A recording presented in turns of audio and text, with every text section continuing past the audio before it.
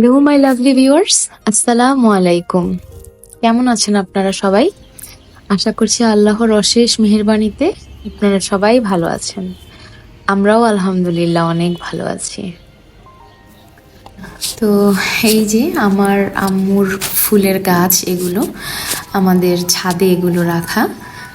আর এই যে হলুদ রঙের ফুলটা, এটা ঠিক আমার মেইন দরজার কাছে। আর এখানে অনেক ধরনের গাছ আছে, যেমন মরিচ গাছ, আমের গাছ, জবা ফুলের গাছ। দু একটা গাছ আছে যেটার নাম আমি জানি না।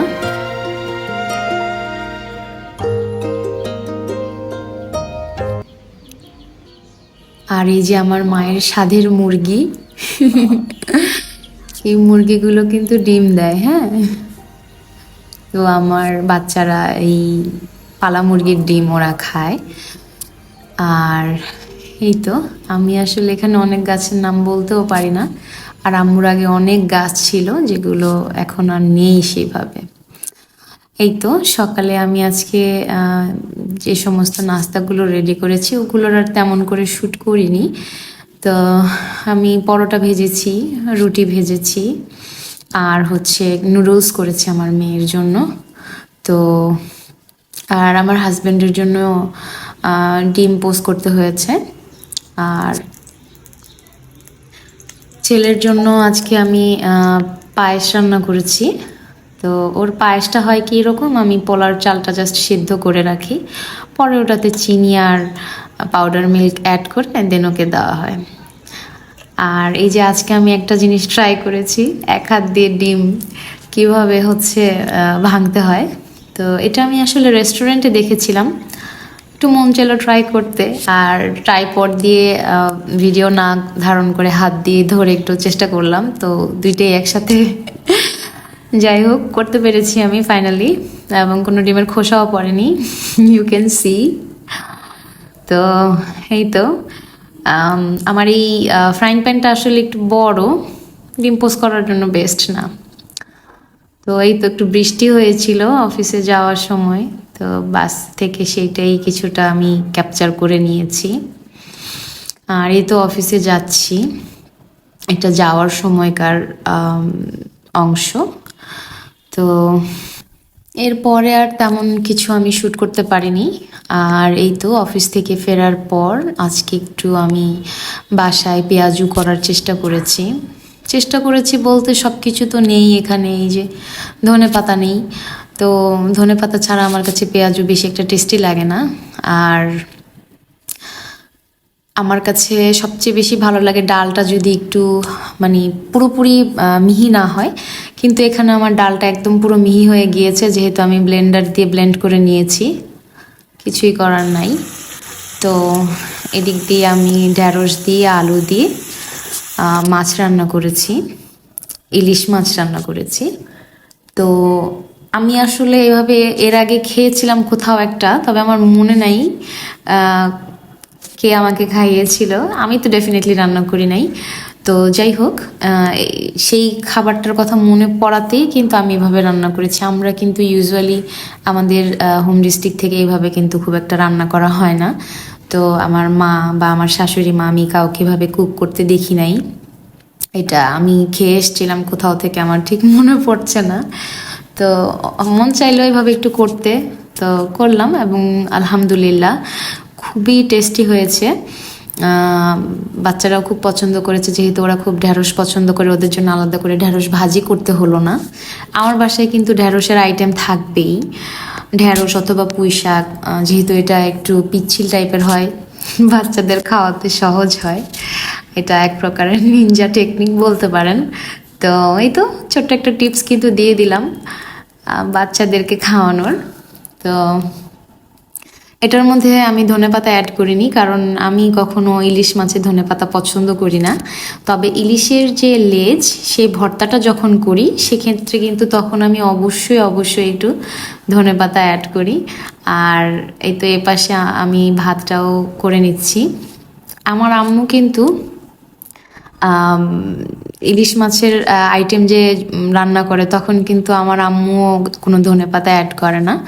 তো প্রতিদিনের মতো আজকেও বলবো, আমার ভিডিওটি যদি ভালো লেগে থাকে প্লিজ আমার ভিডিওটি একটি লাইক দিবেন, চ্যানেলটি সাবস্ক্রাইব করবেন এবং পাশে থাকা বেল বাটনটি ক্লিক করে দিবেন।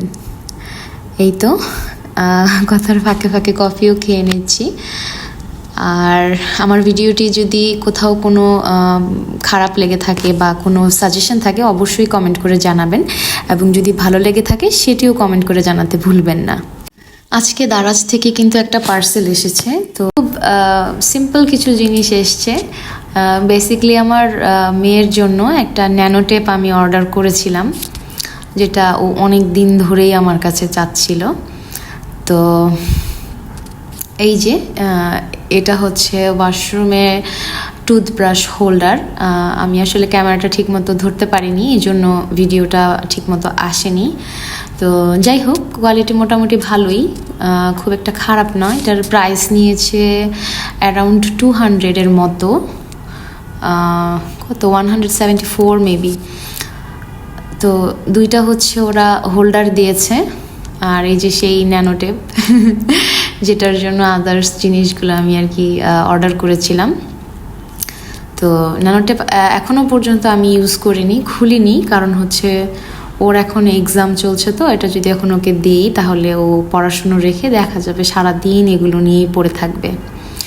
আর এই যে এটা একটা ছোট কিচেন অর্গানাইজার, এটা হচ্ছে দেয়ালের সাথে যেটা অ্যাডহেসিভ স্ক্রু, সেটা দিয়ে এটাকে সেট করতে হবে।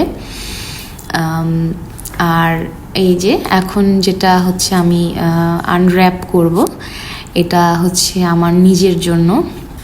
এটা একটা হচ্ছে আইব্রো প্যালেট।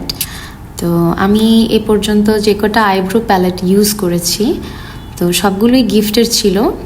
প্রথমটা একদম সর্বপ্রথমটা মোস্ট প্রবাবলি আমাকে ইউএসএ থেকে আমার যা ও পাঠিয়েছিল আমার শাশুড়ির মাধ্যমে। আর পরে যেগুলো ইউজ করেছি সবগুলো আমার বোন আমাকে গিফট করেছে, কখনো মালয়েশিয়া থেকে কখনো ইন্ডিয়া থেকে। তো এই প্রথম আমি নিজের জন্য নিজে পারচেস করলাম, সেটাই এখন আমি ওপেন করে দেখাবো। বাট এটা আমি দারাজ থেকে কিনেছি।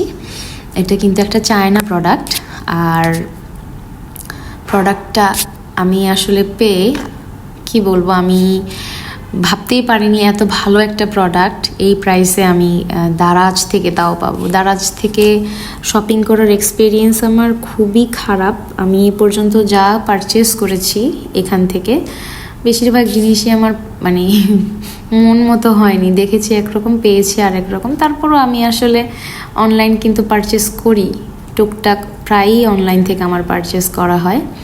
তো এই যে প্যালেটটা এত নাইস। এটার সাথে কিন্তু আপনার ওই আইব্রো যে শেপার সেটাও কিন্তু দিয়েছে। তো এটা আমি এখন একটু ওপেন করে আপনাদের দেখিয়ে দিচ্ছি। এই তো পাশে কিন্তু বাচ্চাদের দেখা যাচ্ছে। আমি ওদেরকে আসলে ভিডিওতে আনতে চাইনি, বাট এটা কিভাবে এসেছে আমার আসলে খেয়াল হচ্ছে না। এই তো প্যালেটটা কিন্তু খুবই নাইস। আর এটাতে অনেকগুলো শেড রয়েছে, প্রত্যেকটা ইউজ করার মতো। ওই যে এটা হচ্ছে সেই শেপারটা। এটা যদিও মনে হয় না আমি ইউজ করতে পারবো, বাট তবুও পেয়েছি তো। ফ্রি জিনিস খুবই ভালো লাগে আমাদের বাঙালিদের।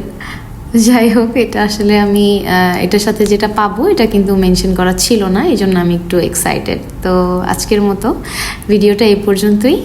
সবাই ভালো থাকবেন। আল্লাহ হাফেজ।